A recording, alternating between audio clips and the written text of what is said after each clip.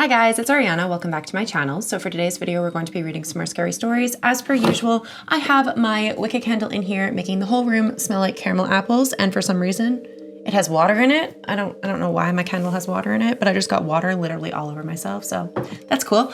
I have been playing around with my mic and my sound. So if this video sounds a little bit different, it's because I'm playing around with it and tweaking it and trying to make it sound a little bit better, because I've noticed while using this mic, because I use a lapel mic, it's kind of echoey, and I'm trying to make it sound a little bit more crisp and more kind of like a podcast and less just like I'm talking into a really crappy mic, because I kind of am. This is like a $20 mic. So if anyone has any recommendations for me for mics that plug into a camera, let me know, because I'm currently using a lapel mic because that's what works with my type of camera that I have. My type of camera, I need to plug something into it to have a mic. I don't have a setup in my house where I can plug it into like a computer and have like a really good podcast mic. I don't have that type of setup, so I can't do that. So if you guys have any recommendations for a really good mic that plugs into a camera, let me know, and I will try to upgrade my setup so that I can have a decent mic. I do want to give a huge shout out to Mystery Archives for allowing me to collab with him on his channel. He does have a fairly big channel. My channel is tiny compared to him, and he spotlit me on one of his videos where he allowed me to read part of his story that he was telling, and I had a lot of fun. I know a lot of people in his comment section on his side of YouTube didn't care for my voice and the way that I read things, and just because we have a very different vibe, a very different way of speaking, and a very different channel in general. So a couple of his followers and commenters were kind of rude, but that's the internet for you. So I just wanted to give a huge shout out to Cody for allowing me to go on his channel and saying hi to all of the new subscribers I got from that collaboration, because that was so much fun. And I'm so happy that you guys have all come over to my channel and want to give this channel a chance, because I know I read fairly quickly and I'm trying to read slower, but I hope you guys enjoy my content, because me and Cody do make very different content. So I'm hoping that you guys will vibe with mine if you give it a chance. Thank you so much to Cody again for allowing me to collaborate with him. That was so much fun. If you guys don't know who he is and you haven't watched his newest video, head over to Mystery Archives and go give his channel a watch, because his channel is fucking phenomenal. And I think you'll really like his content if you vibe with this content, because it is in the same realm of spookiness. So with all of that out of the way, I did do my makeup today, kind of grungy and kind of dark. I was gonna do like a Halloween makeup, but I didn't end up doing that because I just could not do makeup today. So this is what I ended up with. It's a very grungy look because that's just all I could manage to do. So the first story that I want to read is from the no sleep section. It is from the Reddit author Lycan-Sarpodon. I'm sorry if I said that wrong. And it's titled, "If you find mannequins in a dumpster, leave them alone." We made a huge mistake. We just thought it would be a fun idea. I promise. Me and my roommate Nolan, we like collecting random, weird stuff. Nolan likes thrifting and dumpster diving. I like building stuff in the garage and collecting weird trinkets. If you had asked me a week ago what the worst thing we'd ever found when looking through the garbage was, I would have told you that it was a bag of dog shit. Well, it was until we found these weird things. It was a few days ago, and me and Nolan were cruising through some local alleys in my car looking for treasure. We had found a few small things, some cool odd plates, a busted painting, a nice wooden side table. It was a good haul, more or less. We were driving behind a strip mall, passing some dumpsters, when Nolan grabbed me by the shoulder. "Dude, look," he said, pointing to a dumpster just ahead of us, where a set of white feet were poking out from the top. I immediately pulled the car over and parked it in front of the dumpster, and we got out. We hopped up on the ledge of the dumpster and peered inside. Mannequins. Sick. I grinned. "Think we can fit them in the car?" Nolan asked me. "We'll make them fit. Here, you fish them out and I'll go make space." I stepped down and I popped the trunk of the car. I moved a few things we had found so far into the trunk, and I pointed out that the mannequins could be stacked horizontally in the back seat. There were 3 of them, definitely not brand new, but not too bad for a dumpster find. A few scuffs and scratches here and there, but it wouldn't be a problem. This was a good enough find to make us return home satisfied with our catch, which we did. We unloaded and stacked everything in the garage, and we brushed off our new treasure, the mannequins. "What should we do with them?" Nolan asked. We both pondered for a minute. "You know what would be absolutely hilarious? What if we put speakers in them and made them say creepy shit to scare people?" "That's genius," Nolan smiled. We spent the next hour or two cutting holes in the backs of these mannequin heads and taping some small Bluetooth speakers into them. We had found an app that would let us broadcast our voices from our phones directly into the speakers. So we spent the rest of the afternoon playing around with that until we got bored. We sent a few pictures and videos of them to our friends, who all thought we were crazy. Our other two roommates weren't thrilled with the idea of weird speaking mannequins being part of the household, but we waved them off and we told them that they'd just get used to it. I wish we'd listened to them. It was the next morning, as I was having a cup of coffee and browsing Instagram at the kitchen table. Nolan came into the kitchen, laughing as soon as he saw me. Yo, you got me good with that one last night. The mannequins you put outside my bedroom door, real spooky. Wasn't me, I said. Must have been Amy or Sonny, our other roommates. Yeah, sure, whatever. But I'm gonna get you back though. Just you wait. Nolan said with a dismissive wave of his hand as he took a cup of coffee for himself and went back upstairs. The day passed as any other Saturday would, mostly doing nothing, a bit of cleaning around the house. Later in the evening, we invited a couple friends over so that we would crack open a few beers and have a fire in the backyard. We showed off our mannequins and everyone hated them, except for me and Nolan. We didn't really care though, but we put them back inside so that they wouldn't bother people too much. I'm going to the bathroom. Anyone need anything? I asked, standing up from the fire. 1 or 2 people wanted beers, so I nodded and I went inside.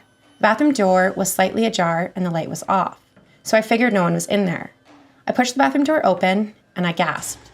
Jumping back suddenly, I saw one of the mannequins standing in the middle of the bathroom. Boo, came a voice from the speaker in its head. Oh, fuck off, I said as my fright turned into laughter. I picked up the mannequin and I carried it to the living room. Put me down! Put me down! The mannequin cried as I carried it. Unhand me, Rylan! Shut it, Nolan, I said as I propped the mannequin in the corner of the living room. I went back outside with the requested beers and I flipped Nolan off as I stepped down the back stairs. He laughed and waved me off. We spent the rest of the night drinking and laughing. The fire was turning into coals and most of our friends had left. I finished the final beer and I told everyone good night as I chucked the can into the pile of empties. I stumbled back inside and I pushed my bedroom door open. I was too drunk to be scared this time, so I merely chuckled to see all 3 mannequins lined up on the far side of my bed. One of them had its arm extended and was gesturing for me to get into bed. Sleepy time, said one of the mannequins. I sighed and moved all of them back into the living room, wondering if rescuing these things was going to be more of a hassle than it was worth. I went back into my room and I closed my door. I crawled into bed, falling asleep to the peaceful hum of the air conditioning. I woke up later and I rolled over to check my phone. I scrolled through a few Instagram notifications, checked the news on Reddit, and then almost had a heart attack when I got out of bed to make my way to the bathroom. Rise and shine, said the mannequin, standing at the foot of my bed. The faces of the mannequins we had found were blank.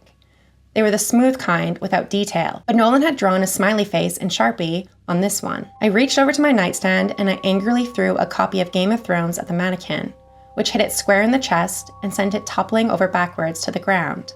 Ouch, it said from the floor. I threw on a bathrobe and I left my room. I showered and generally went about my Sunday. When I returned to my room to get dressed, the stupid mannequin was still sprawled on the floor with that stupid smile on its face. I grabbed it by the arm and I dragged it into the living room, where I propped it up with the other mannequins, which also had smiley faces drawn on their blank, smooth heads. Sonny was working late that day, and Nolan and Amy were out doing, I don't know. So I had the house to myself. After I spent most of the day reading and playing some video games, I decided I would finish off the last few beers left in the case from yesterday. I grabbed one from the fridge, took a cigarette from my pack, and I stepped out onto the deck. Okay, fuck these things, I said as I saw the 3 mannequins were stood in a circle around the fire pit in the backyard, holding empty beer cans in their hands. I set my beer down and I walked back inside and picked up the baseball bat I had kept next to my bed.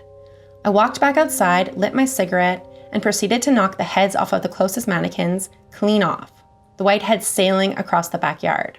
Home run, said one of the mannequins behind me, after which I immediately turned and slashed it across the torso with the bat. I laid into the mannequins, caving the chests, knocking the heads off, and bashing the limbs apart. I picked up the remnants of the mannequins and I carried them into the alley where I dropped it all next to the garbage. From garbage you came, and garbage you shall return, I said to the mannequin parts and flicked my cigarette into the pile. How the fuck did Nolan do that? I said to myself as I walked back into the backyard. I smoked another cigarette out of the deck, chugged my beer, grabbed another, and went back to my computer to play some more games. About an hour elapsed when the nicotine started to call to me again, and I went back to the deck for another cigarette. I couldn't tell if I wanted to cry, scream, run, or rage as I stepped outside and I saw all three mannequins standing around the fire pit. Their heads were all turned to face me, and where before they had smiley faces, all three now had frowny faces drawn on Sharpie. The worst part was, they all had duct tape wrapped around themselves, reattaching arms, heads, patching holes, and holding them together where I had smashed them apart. I stood in stunned silence, blinking, pinching myself, hoping I was dreaming for a good minute. I felt afraid to even take my eyes off these things. So staring straight at them, I put the cigarette to my lips and I lit it, puffing out the initial cloud of smoke. "Ouchie," said one of the mannequins. Breaking our staring contest, I immediately strode down the stairs, yanking the orange door open and grabbing the jerry can of gasoline that I kept by the lawnmower. I went back into the yard, snapped each of the mannequins in half, threw them in a fire pit, doused them all in gas, and threw my cigarette into the pile. The entire thing went up in a great rush of smoke, and the heat flashed against me so suddenly, I stumbled back from the fire pit. I angrily flipped off the burning pile, and I sat on one of our deck chairs, silently and angrily watching the fire burn. I knew on the inside that Nolan was probably watching me from somewhere in secret, laughing his ass off at my reaction to these stupid dumpster mannequins. But I didn't care. I hated them at this point, and I didn't give a shit if I looked like an idiot. Once the fire had burned itself out, all that was left were a few charred pieces that evidently weren't made of anything meltable. A pile of molten black plastic? I don't know what mannequins are made out of. I angrily made my way back inside the house, heading for my office. I was walking by the living room when I heard it. Hot. I stopped dead, too afraid to look. I slowly turned my head, and in the darkness of the living room, I saw three still humanoid shapes that were charred black with whiffs of smoke rising off them to the ceiling. I felt my legs go weak and my heart start racing. I ran back to the bedroom and I slammed the door. I threw everything on the top of my dresser to the floor and pitched the whole thing on the side against my door. I sat down on the floor of my room and I started to write this. Please, someone just please tell me how he managed to do it. I know the mannequins can't come to life. It's impossible. I know it is. So how did Nolan do it? When did he do it? Why? I keep yelling through the door, begging, pleading, just wanting to know how the fuck he did it. They're not real. It's a joke. It has to be a joke. Please, you guys are the ones who know about the supernatural, the creepy things. I need to know what's happening. I need to know that this isn't real. I'm dreaming, hallucinating. It has to be that. But I've never had a dream like this before. They're right outside the door. I know it.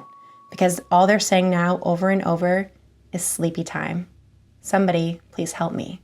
And that's how they ended the story. So that one was just a really creepy story. So that one was obviously a no sleep story, so it's just really creepy, but I thought it was well written and I really liked it, so I wanted to do a video on it because I just found it was really fucking creepy. And I hate dolls. I don't know if I've ever told you guys, but like I have an irrational fear of dolls. I fucking hate them so much. So I really wanted to include that because that just speaks to me on a level of just like, fuck that. I would never bring mannequins into my house because that's way too creepy. I hate that so much. Okay, so the next story that I want to read is from the True Scary Story section. So this one is not a fictional story. This is something that actually happened. And it's from the Reddit author Starry Marcus. And it's titled, What I Found in an Abandoned Psychiatric Hospital. This is a true occult story. I'd like to preface this story by acknowledging that the truthfulness or reliability of asylum or escaped mental patient stories tend to be questionable. The reason why I'm skeptical of those stories is that large-scale closures of asylums began in 1967 through the 1980s and were completely decommissioned by 2015. So I raise my eyebrow whenever someone talks about spooky asylum stories that happened within the last 2 decades or so. Still, I will be sharing my story as factually as my memory allows and refrain from exaggerating any aspects because unfortunately, this story is true through and through. I often visited my grandparents' home in Traverse City in northern Michigan during the summers with my parents in Traverse City. It is a beautiful place. It produced 75% of the world's cherries and was home to the Traverse City Regional Psychiatric Hospital, which operated from 1885 to 1889. Since the United States federal government officially deemed the hospital worthy of preservation for its historical significance, the building on the hospital grounds were guarded by patrolling security guards. The TC Psychiatric Hospital was massive, including 70 or 80 buildings of various sizes. Some buildings have now been converted into restaurants, gift shops, tourism traps, cafes, etc., but many remain empty and abandoned. Underneath the hospital is a sprawling brick tunnel system, which the hospital staff used to safely transport the patients from building to building in the frigid winter temperatures. I'm sure there were instances where the patients underwent cruel treatment or were subjected to the care of horrible doctors, but the TC Psych Hospital had a great reputation. Many teenagers, including myself at the time, were unashamedly fascinated with the hospital and its history. As a result, we would often break into abandoned buildings through unbarred windows or doors with pickable padlocks. While there were a few cases where teens would get caught and charged with breaking and entering, as long as we were stealthy, stuck to our safe entrances, and paid attention to the guards' patrol patterns, we could go in and out without worry. I'm not advocating for or trying to justify my criminal act of breaking and entering into the old hospital. It was almost a rite of passage for the teens. The hospital interior was terrifying. There was old, stained, and broken equipment and furniture, crumbling floors and walls, vandalism, strange, old building noises, and complete and utter darkness in the tunnels, basements, and lower floors. Using flashlights was too risky with the guards patrolling, so we often navigated the hospital by memory and our dimly lit phone screens. As you can imagine, our frightened, youthful imaginations ran wild with horror stories, which is pretty ironic considering we made up most of those stories.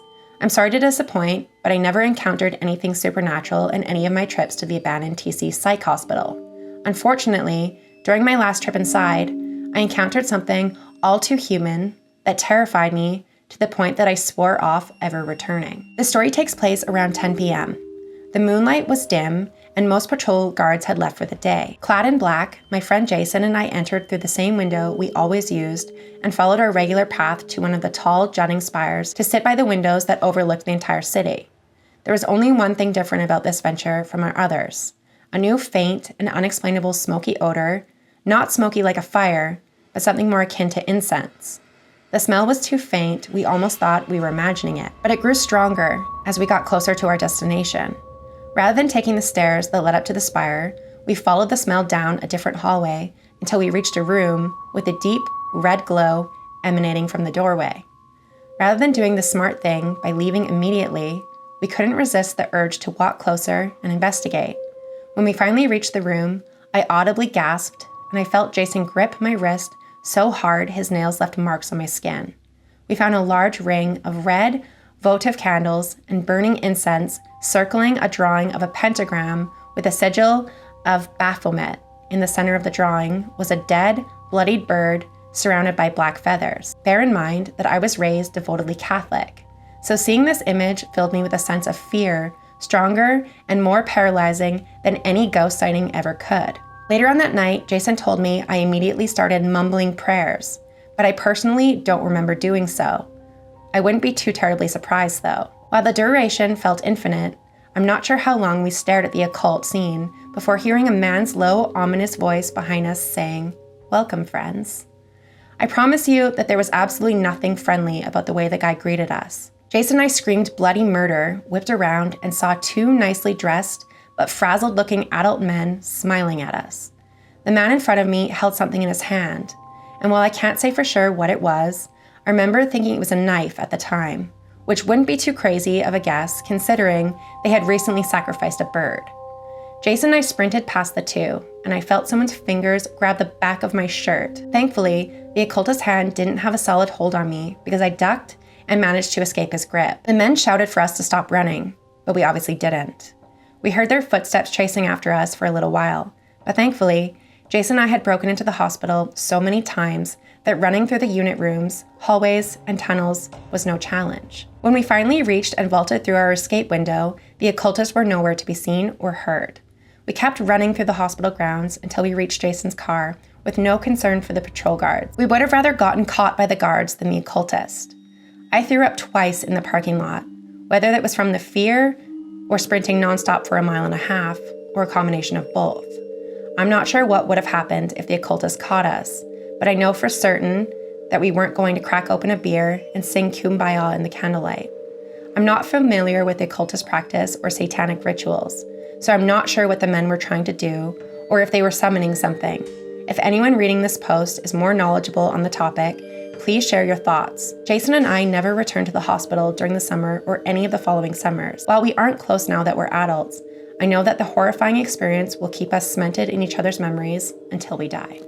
And that's their entire story, so that's really fucking creepy. So that's more of like, not super supernatural. It's kind of supernatural because they're like trying to summon something. They're doing something with the occult. Like it's really fucking creepy what they were doing. But that's more of just like being in the wrong place at the wrong time, meeting really fucking creepy ass people. That's more of like an occultist supernatural meets let's never meet again kind of story. So that one was really fucking creepy. So this is where I'm going to end the video because we are already at the 25-minute mark. My voice is still kind of healing and getting back to normal. I have like this awful phlegm irritation in like my chest and throat area. So reading for too long really irritates the shit out of my throat, and it kind of annoys me because I'm trying to film videos that are a little bit longer for you guys, but it's making it very difficult to do so. This is where I'm gonna end the video here. So if you guys made it to the end of the video, leave me your favorite Halloween emoji in the comments down below. I will try to film as many stories as I possibly can in the next couple of weeks because we are getting into spooky season and I really want to hit 10,000 subscribers. We are so close. So if anyone is watching is not subscribed to me, please hit that little button down below. It helps me so much. It makes YouTube promote my videos a little bit more, and leave me a comment because that also helps YouTube boost my video in the algorithm. So thank you so much for watching this video. If you guys did enjoy this video, please make sure to give it a big thumbs up. Don't forget to hit the subscribe button down below for more content like this, and I will see you guys at the next video. Bye.